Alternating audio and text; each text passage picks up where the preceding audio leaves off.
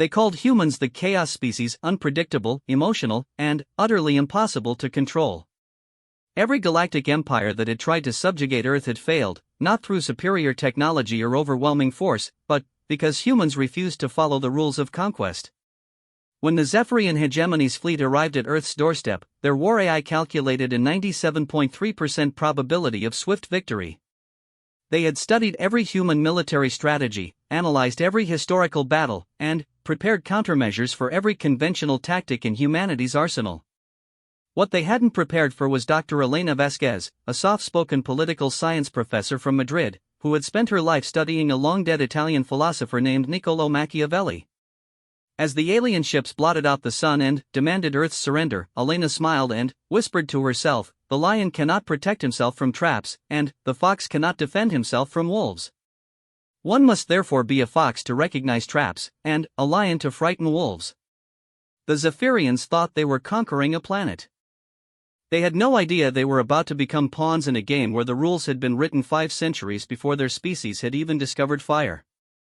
6 months after accepting her position aboard the Harmony of Spheres, Elena Vasquez had become the most trusted human in the Zephyrian hegemony.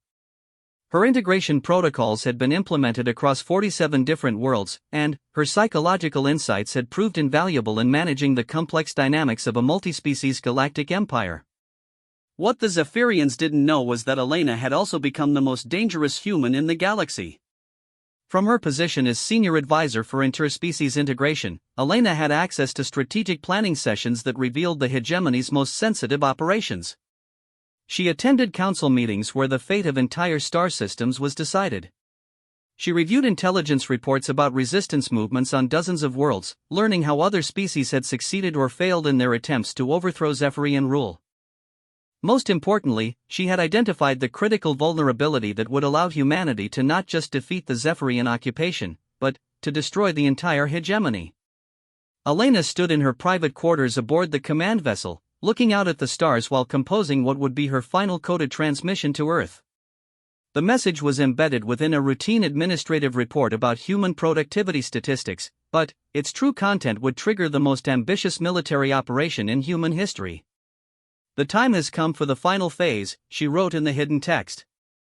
"The Zephyrians have a single point of failure that they don't even realize exists. Every ship, every facility, every communication system in their empire is linked through quantum resonance networks that can be disrupted simultaneously if we target the correct frequency harmonics." She paused, remembering the conversation that had revealed this weakness. It had occurred 3 weeks earlier, during a strategy session about expanding the hegemony into a neighboring galaxy. Engineer Prime X3 had been explaining the technical challenges of maintaining communication across such vast distances. "The beauty of our quantum resonance system," X3 had said, his patterns glowing with technical pride, "is its perfect synchronization. Every device in the hegemony operates on precisely calibrated harmonic frequencies. This allows instantaneous coordination across thousands of light years." Elena had asked what appeared to be an innocent academic question: what happens if the synchronization is disrupted? "Impossible," X3 had replied. "The quantum matrices are self-stabilizing. Even if individual nodes fail, the network automatically recalibrates to maintain harmony. But, theoretically, if something could disrupt the base frequency simultaneously across the entire network?" X3's patterns had shifted to amused dismissal. "Complete system collapse. Every Zephyrian technology would cease to function within moments."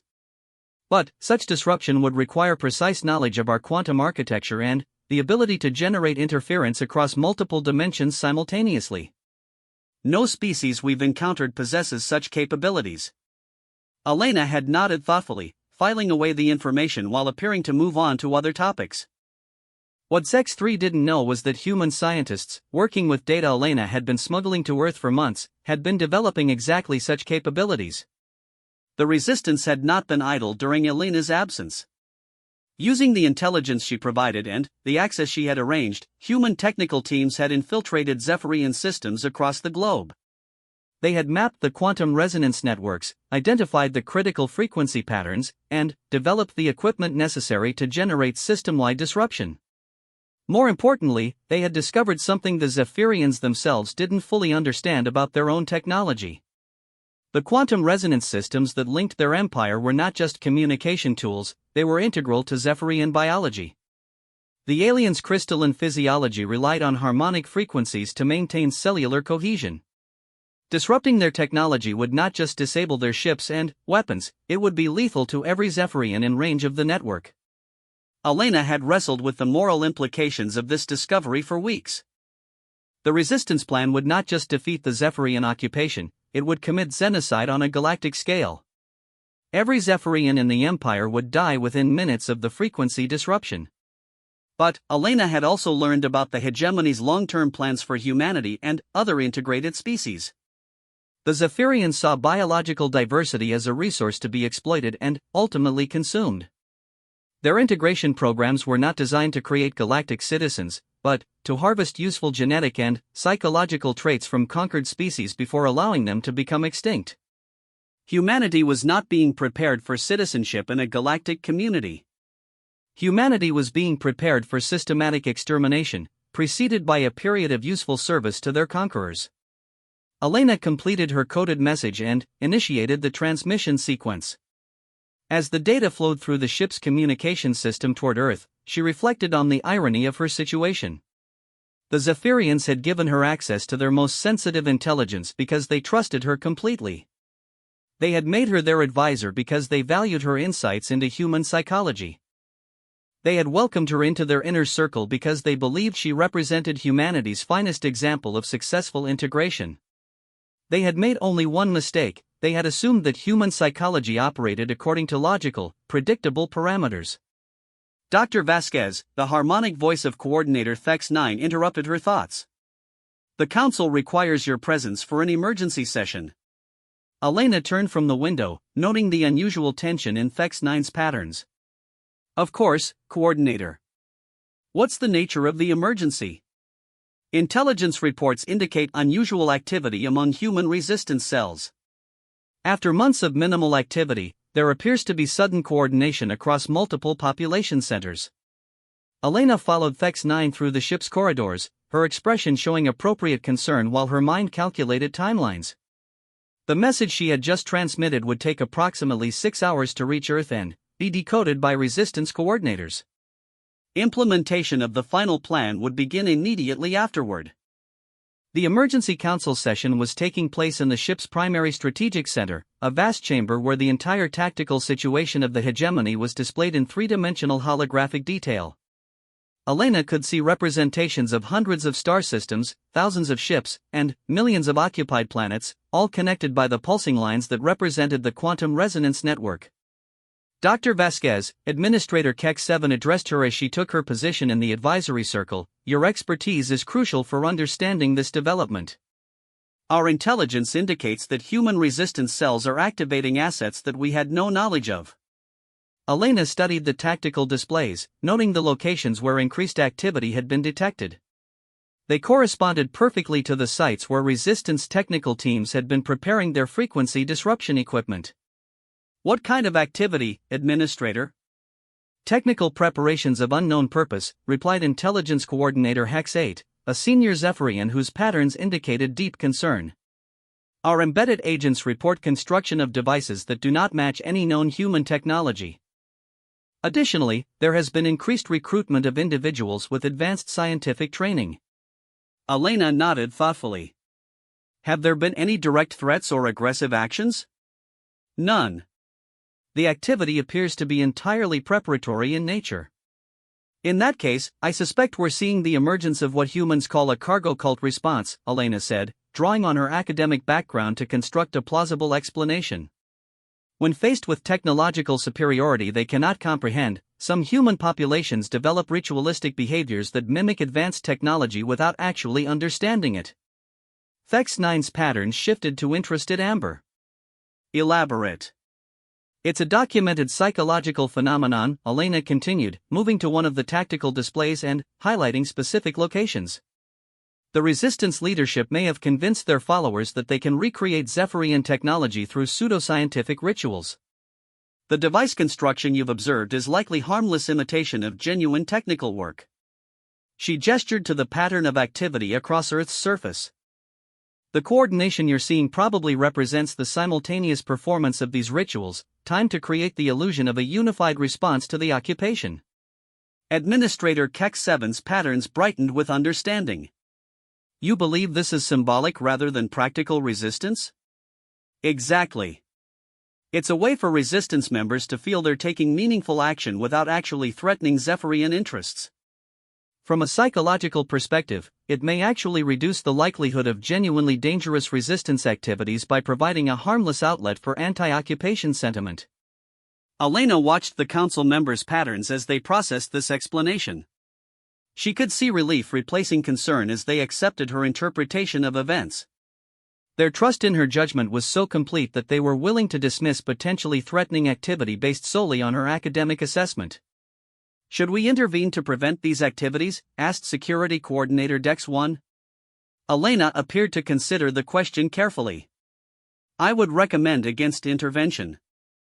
Disrupting these rituals could transform harmless symbolic resistance into genuine violent opposition.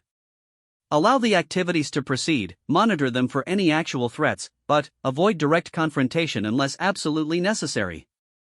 Thex-9's patterns indicated firm agreement. Dr. Vasquez's counsel is sound. We will maintain observation without intervention. As the emergency session concluded, Elena felt a mixture of satisfaction and profound sadness.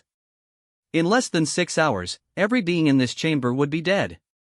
The Zephyrians had made their final strategic decision based on her advice, and that decision would ensure the success of humanity's attack.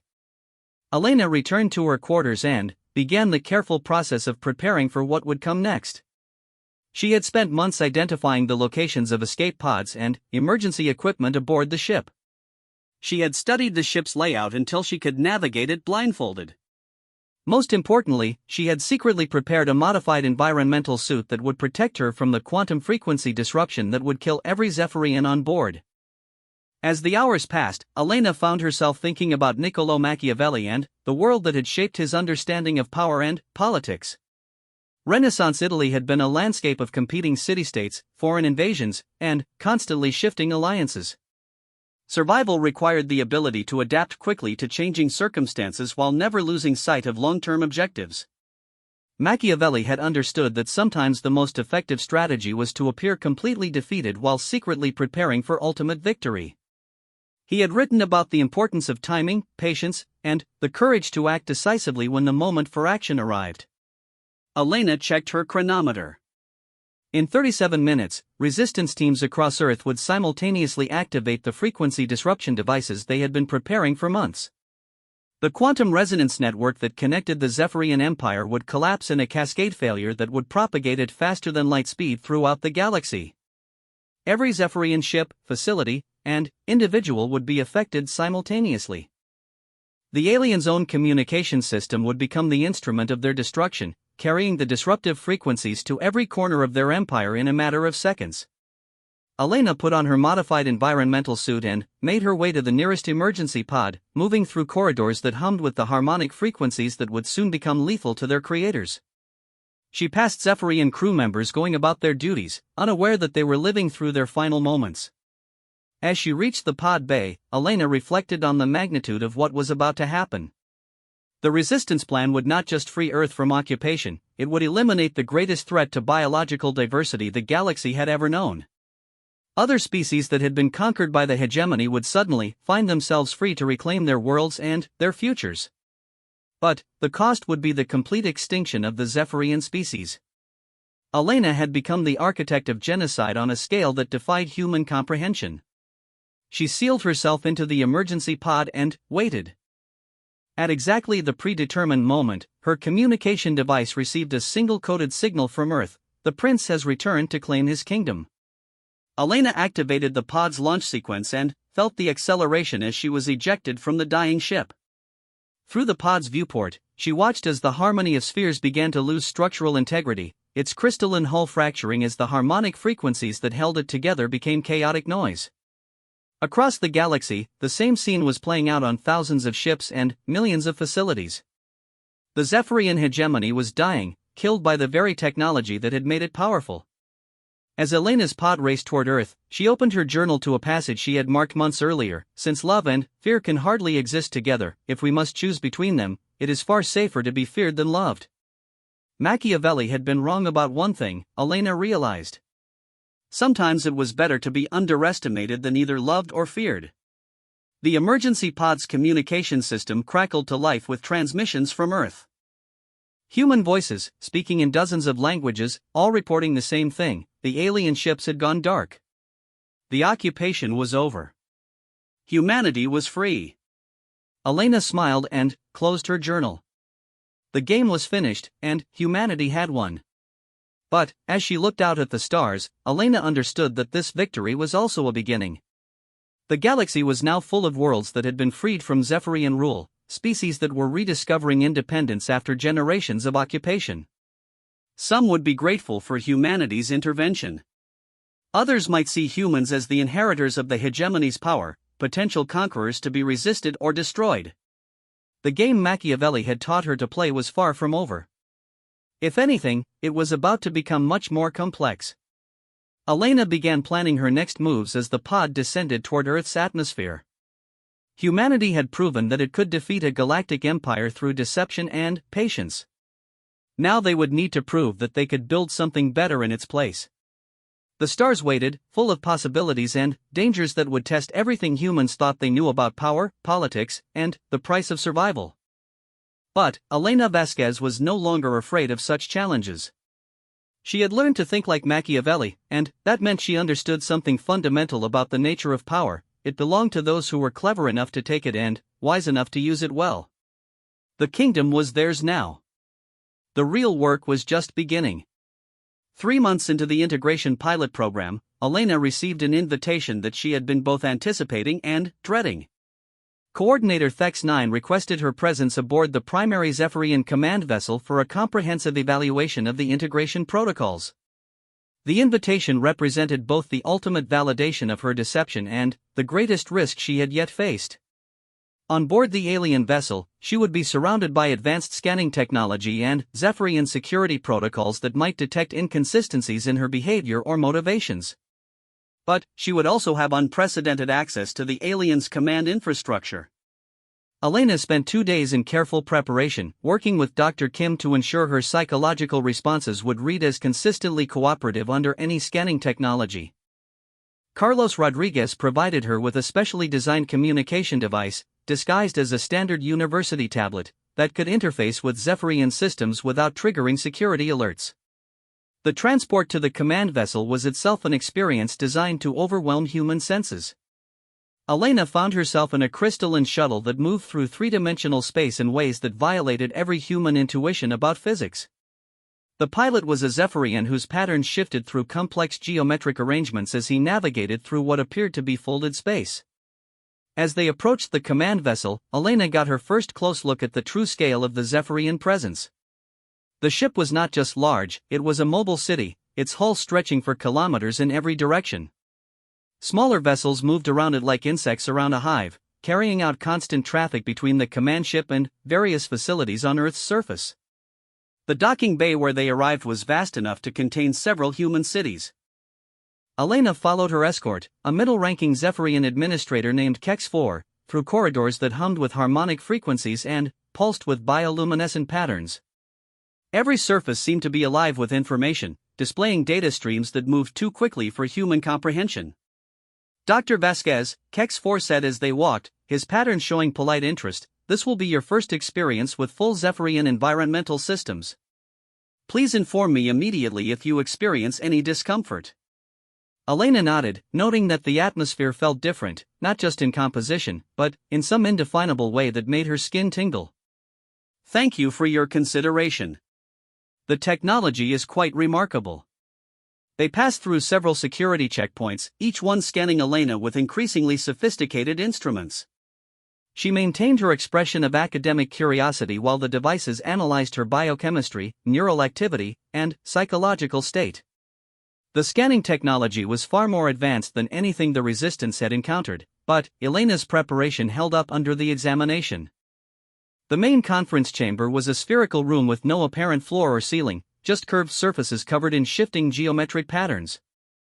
Elena found herself standing on what felt like solid ground, though she could see other Zephyrians positioned at different angles throughout the space, as if each individual existed in their own personal gravitational field.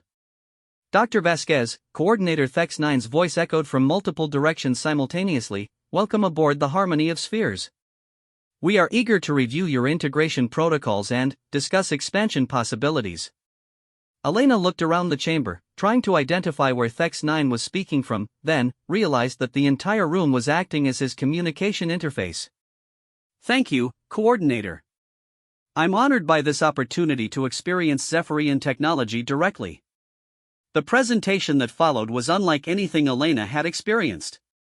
Instead of displaying information on screens or holographic projectors, the Zephyrians simply modified the patterns surrounding the chamber to convey complex datasets. Elena found herself immersed in three-dimensional representations of human population dynamics, economic flows, and psychological trend analyses. Your integration protocols have exceeded all projections, Administrator Kex-7 announced, his voice joining the harmonic chorus. Human productivity in pilot areas has increased by 47%. Resistance incidents have declined by 63%. Most significantly, psychological evaluation indicates genuine acceptance of Zephyrian authority among 82% of pilot program participants. Elena nodded approvingly, though she knew the real numbers told a different story.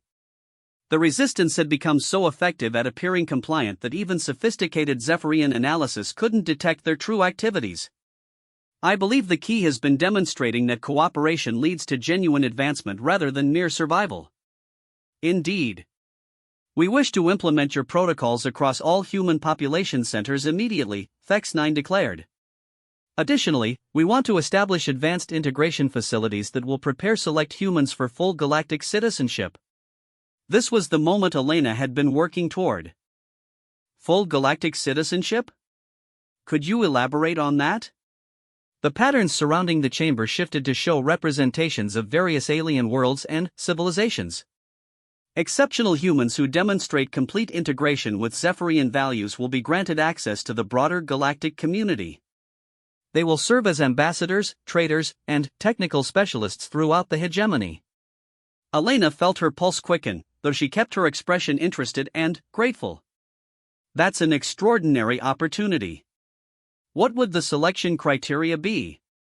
Complete psychological integration, Kex-7 replied. Candidates must demonstrate not just compliance, but genuine enthusiasm for Zephyrian civilization. They must be willing to modify their fundamental human perspectives to embrace galactic consciousness. Elena nodded thoughtfully. And the training for such positions? Here, aboard our vessels and facilities, Thex-9 said.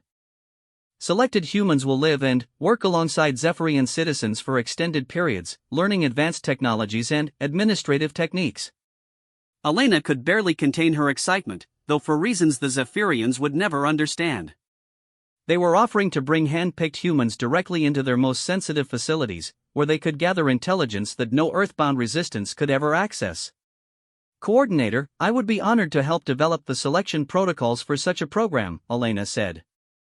I believe I understand the psychological characteristics that would indicate successful integration.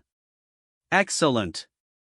You will work directly with our psychological analysis teams to identify optimal candidates.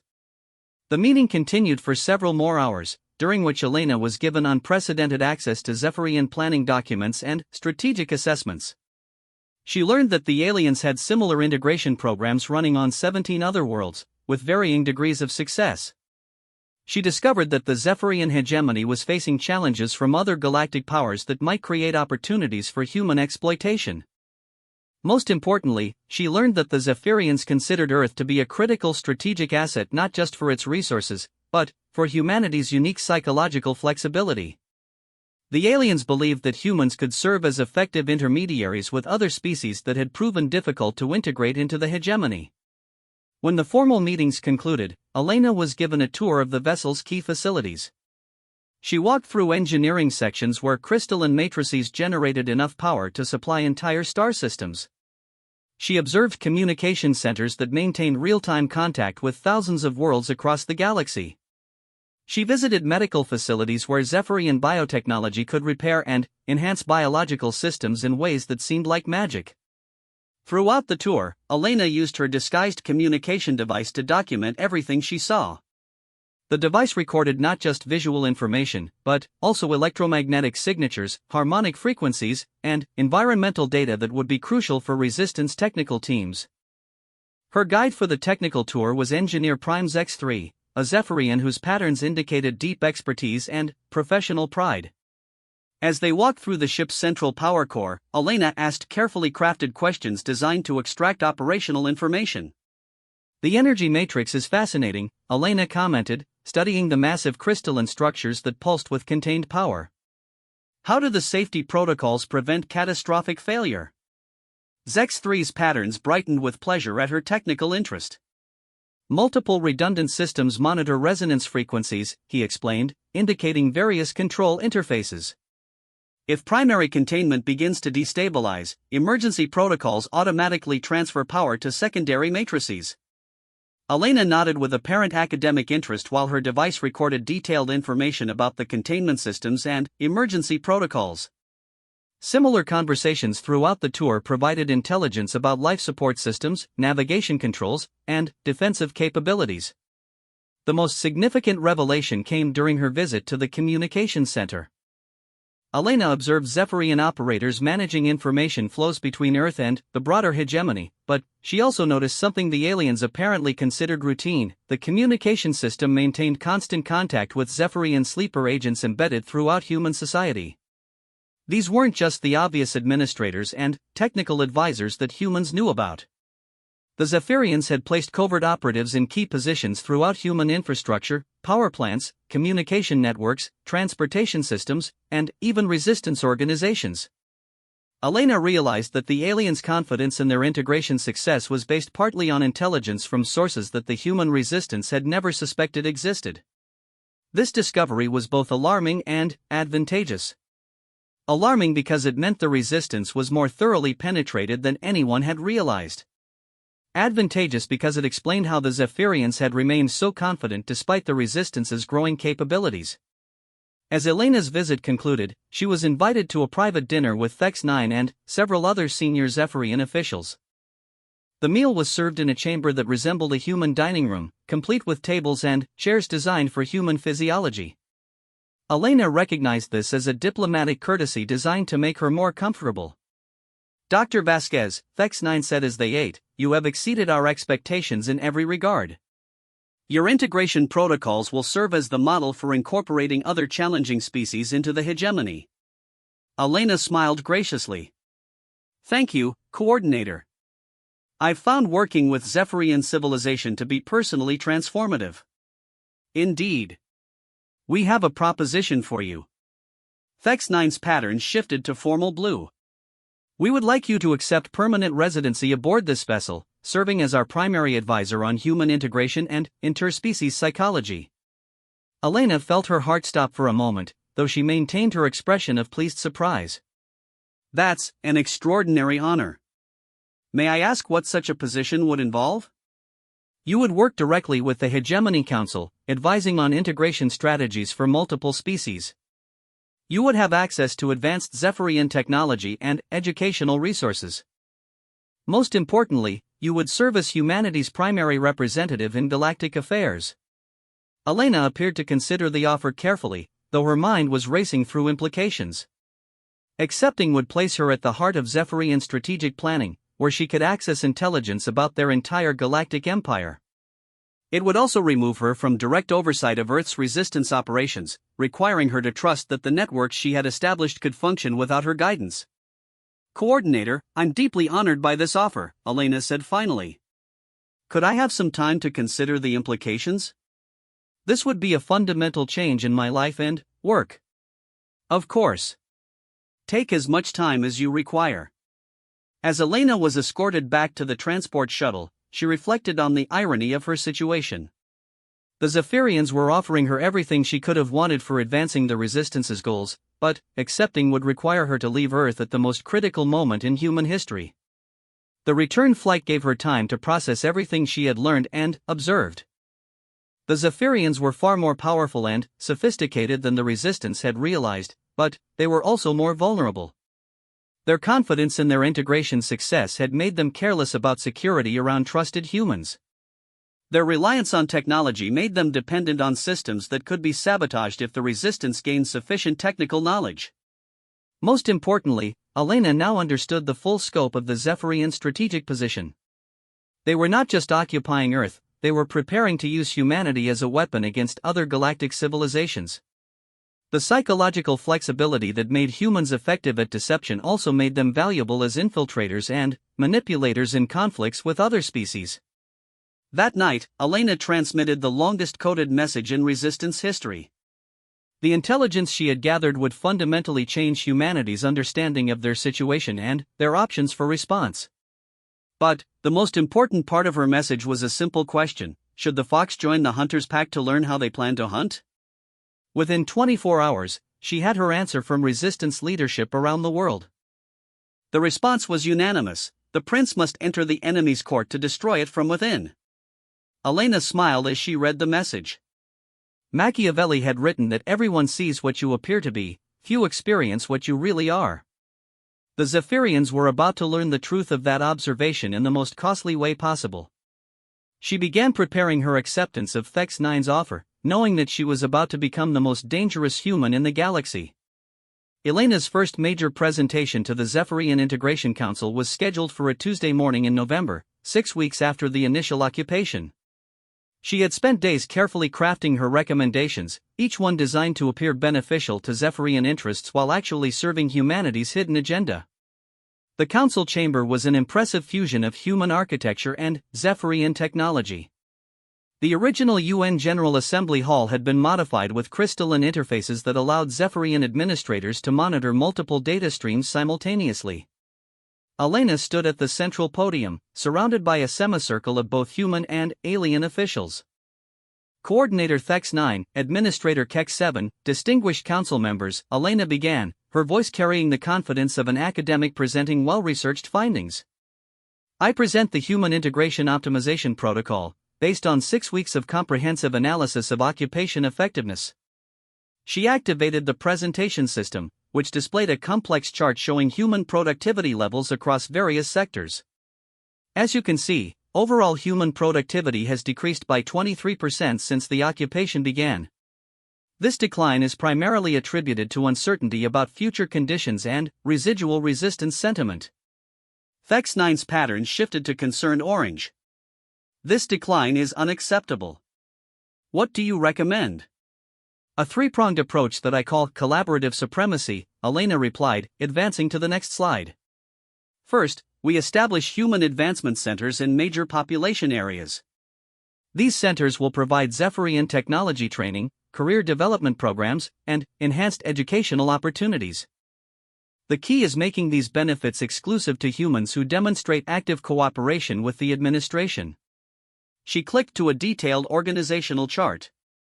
Second, we create a human advisory council with real decision-making authority over local governance issues. This gives the appearance of human autonomy while maintaining Zephyrian oversight of major policies. Humans need to feel they have meaningful input into their own governance. Administrator Kex 7 leaned forward, his patterns showing interested blue. And the third component? Economic integration, Elena said, displaying financial projections. We establish joint Zephyrian human enterprises that provide employment opportunities and technological advancement.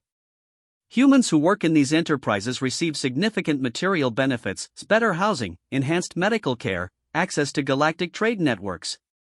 She paused, looking around the chamber. The psychological impact cannot be overstated. Within 6 months, cooperation with Zephyrian authority will not be seen as collaboration or surrender, but as the intelligent choice for personal advancement and family security. Director Chen raised her hand from her position in the Human Advisory section. Dr. Vasquez, what about resistance activities? Won't these programs be seen as attempts to buy cooperation? Elena smiled, appreciating the setup. Director, that's exactly why this approach will be effective. The resistance thrives on the narrative that Zephyrian rule is purely extractive and oppressive. When humans begin experiencing tangible benefits from cooperation, that narrative collapses.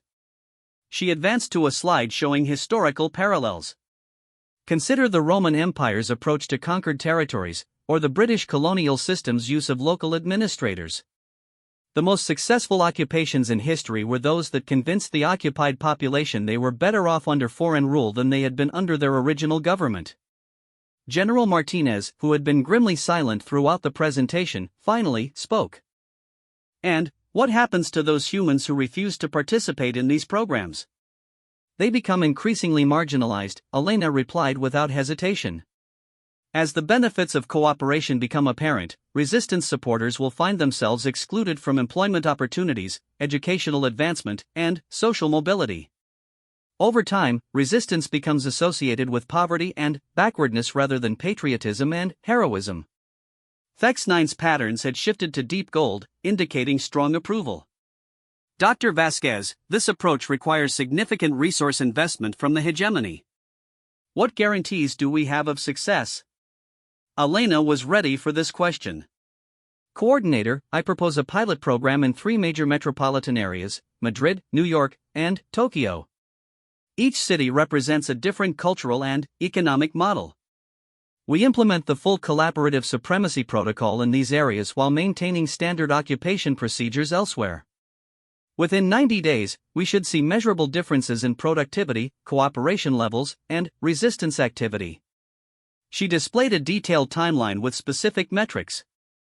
If the pilot program achieves target results, we roll out the protocol globally over 6 months. If it fails, we abandon the approach with minimal additional resource expenditure. KEX 7 consulted with several other Zephyrian administrators in their harmonic language before responding. The pilot program is approved. You will serve as primary coordinator for human integration activities. You will have access to advanced communication systems and oversight authority for human administrators in pilot cities. Elena bowed formally. Thank you, Administrator. I won't disappoint you. As the meeting concluded, Elena gathered her materials with hands that she was careful to keep steady. She had just been given administrative authority over 3 major cities and access to Zephyrian communication networks. More importantly, she had convinced the aliens to invest heavily in infrastructure and programs that would serve the Resistance's long-term objectives. The pilot cities hadn't been chosen randomly. Madrid was where Elena's primary academic contacts were located.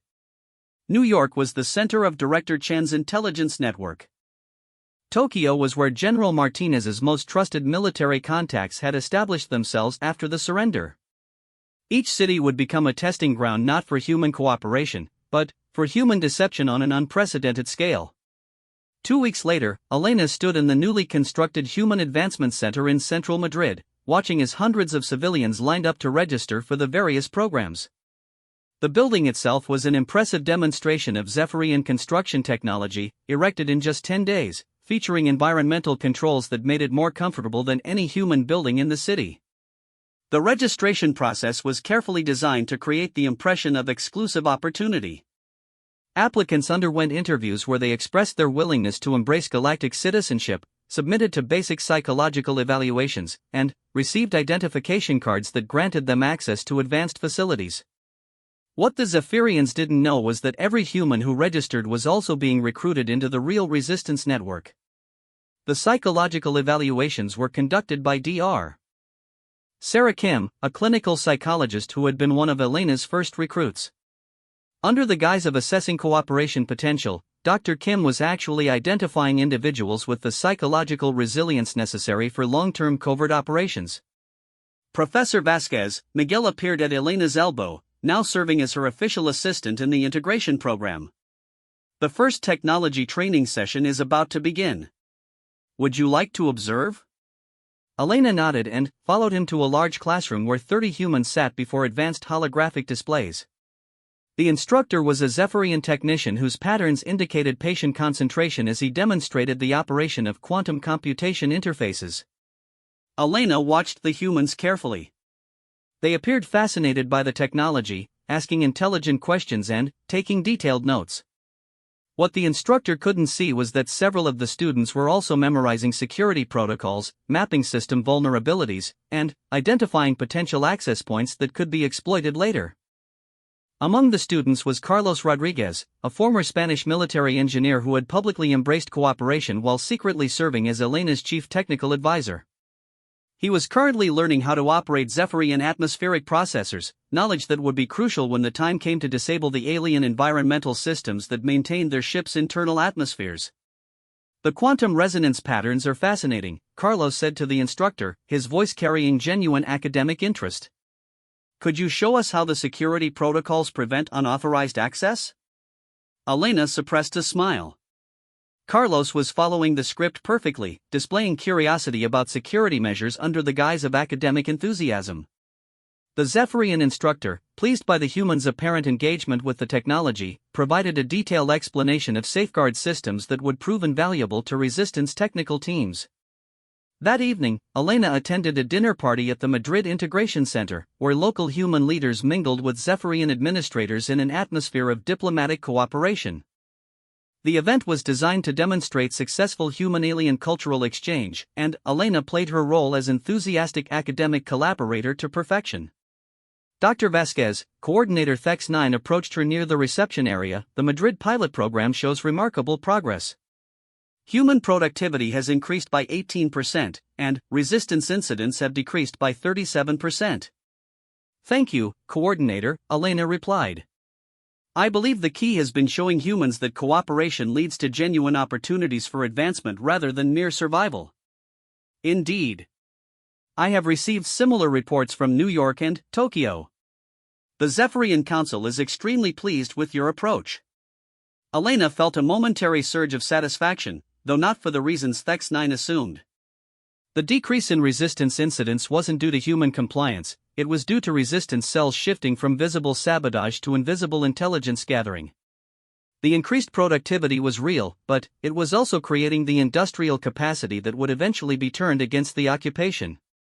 Coordinator, I've been thinking about the next phase of integration, Elena said. Once we've established trust and cooperation in the pilot cities, we might consider allowing select humans access to more advanced Zephyrian facilities. THEX-9's pattern shifted to interested amber. What did you have in mind? Educational exchanges, Elena suggested.